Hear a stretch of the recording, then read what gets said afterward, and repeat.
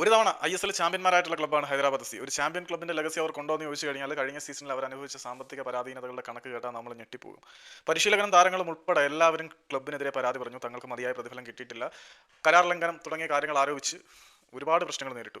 ക്ലബിന് പലതവണ ഫിഫയുടെ transfer ban വരുന്നു, ഓൾ ഇന്ത്യ ഫുട്ബോൾ ഫെഡറേഷന്റെ ട്രാൻസ്ഫർ ബാൻ വരുന്നു. ഒടുവിൽ താരങ്ങളെ അവർ താമസിക്കുന്ന ഹോട്ടൽ റൂമിൽ നിന്ന് ഇറക്കി വിടേണ്ട ഗതികേടിലേക്ക് വരെ ഹൈദരാബാദ് എഫ് സി എത്തുന്നു. സ്വന്തമായിട്ട് ഒരു പരിശീലന ഗ്രൗണ്ട് നിർമ്മിച്ച ക്ലബ്ബ് കൂടിയാണ് ഹൈദരാബാദ് എഫ് സി. എത്ര വേഗത്തിലാണ് അവരുടെ ഡൗൺഫാൾ എന്നുള്ള ഒരു ചോദ്യചിഹ്നം തന്നെയാണ്. പക്ഷേ FSDL നേരത്തെ കോൺട്രാക്ട് ഉള്ളത് കൊണ്ട് തന്നെ ഈ ഒരു ക്ലബിനെ ഇപ്പോഴും ഇന്ത്യൻ സൂപ്പർ ലീഗ് കളിക്കാൻ അനുവദിക്കുന്നു എന്നുള്ളത് ഓൾ ഇന്ത്യ ഫുട്ബോൾ ഫെഡറേഷന്റെയും FSDLന്റെ ഒരു ദയാദാക്ഷിണ്യം മാത്രമായിട്ട് നമുക്ക് കണക്കിലെടുക്കാം. അല്ലെങ്കിൽ കരാർ ലംഘനം ഉൾപ്പെടെ കേസുകൾ പിന്നാലെ വരും എന്നുള്ള പേടിയാണ് അതിന്റെ പിന്നിലുള്ള കാര്യം. ദയാദാക്ഷിണ്യമൊന്നുമല്ല. പിന്നെ ഞാൻ പറഞ്ഞപ്പം ദയാദാക്ഷിണ്യം എന്നൊക്കെ പറയുന്നേ ഉള്ളൂ.